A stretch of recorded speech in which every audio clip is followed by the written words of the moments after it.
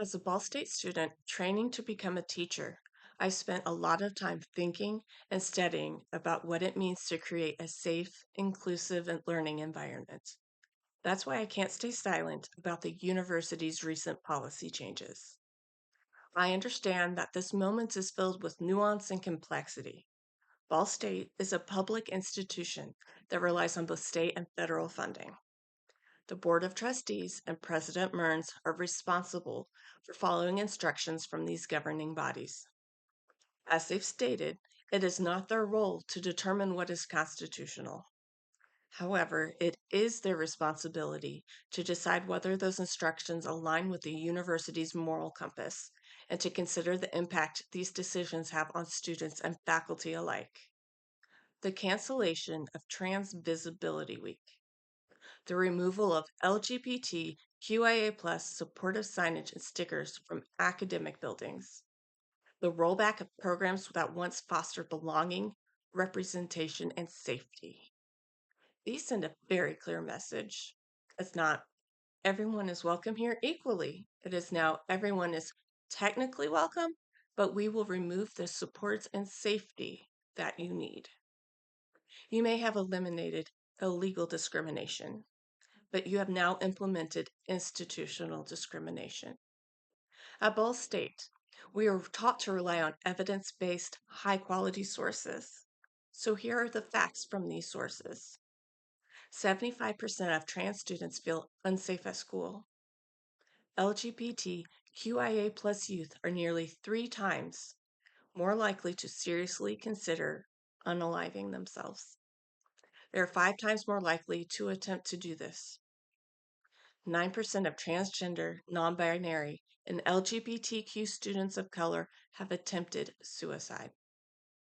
When this kind of programming is eliminated, it reinforces a harmful idea that being straight and cisgender and white is the default and everyone else is other.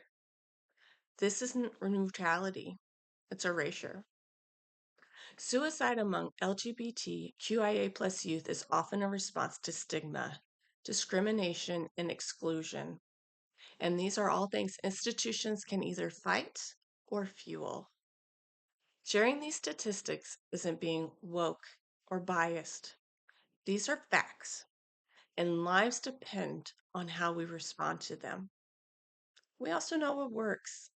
Access to LGBTQIA+ specific student services can reduce suicide attempt risk by 44%.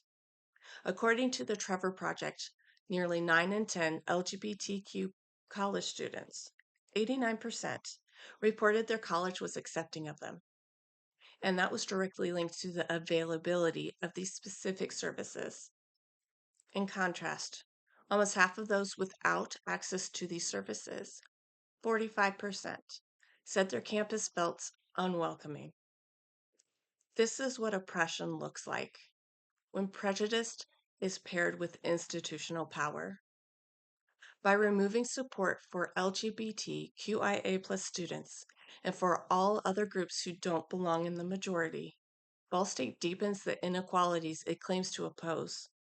Policy may be applied equally, but when support is pulled from the most vulnerable while leaving privilege untouched, that's not equality. That's injustice. It's also important to place this moment in a historical context. This executive order is not like others Ball State has followed. As the old saying goes, those who do not learn from history are doomed to repeat it.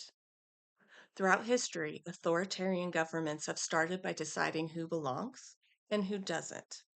They began censoring language, restricting ideas, rewriting curriculum. In 1930s Germany, universities were forced to promote nationalism. Dissent and critical thought were considered betrayal. George Orwell once wrote, "The most effective way to destroy people is to deny and obliterate their own understanding of their history." Under Mussolini's regime in fascist Italy, universities came under strict state control. Professors were required to swear loyalty or lose their positions. In every case, the first step was silencing the people and the institutions asking the hard questions. Changing the language of a policy may seem minor, but when Ball State starts censoring itself, choosing silence over support, it signals a change in what kind of institution it wants to be. Let's examine some of President Mearns' recent statements in his unlisted address to students on YouTube. He says, the board approved the resolution which effectively completed a comprehensive process to ensure our university complies with the president's executive order. There's a difference between compliance and overreach. The order does not ban the support of specific groups. Canceling events, removing inclusive signage, and erasing identity-based support goes far beyond what is required. He says some argue that the administration's Dear Colleague letter is simply the administration's legal position, not necessarily what a court might ultimately conclude is law. That's right. And yet the university is treating it as definitive. Other institutions have delayed or challenged the order's scope while awaiting legal clarity. That too is within Ball State's power. He says, we will continue to fulfill our fundamental mission to empower our students to pursue fulfilling careers and lead meaningful lives. Whose lives? Because right now, your actions suggest that not all lives are being valued equally. He says, we have consistently changed our policies to comply with the most recent guidance. It would be hypocritical to defy the Trump administration's orders. Following precedents is not a justification for complying with injustice. History is full of institutions that regret the moments they chose compliance over conscience. He says this promise is more than my professional responsibility. It's my moral obligation. But moral obligation to whom? Because it doesn't appear to include the historically marginalized community. Here's what I ask of Ball State's administration. Be transparent. Tell us which programs are changing as a result of this executive order. But more importantly, consider the academic research, challenging or agreeing with your decisions before making them. Use your platform. Speak up when something undermines your students' well-being. Get creative. If the order limits what you can say, find ways to show students that they are still seen, still valued, and still supported. I do understand the caution, but legality is not the same as morality. Neutrality is not harmless, and silence is never neutral. Thank you.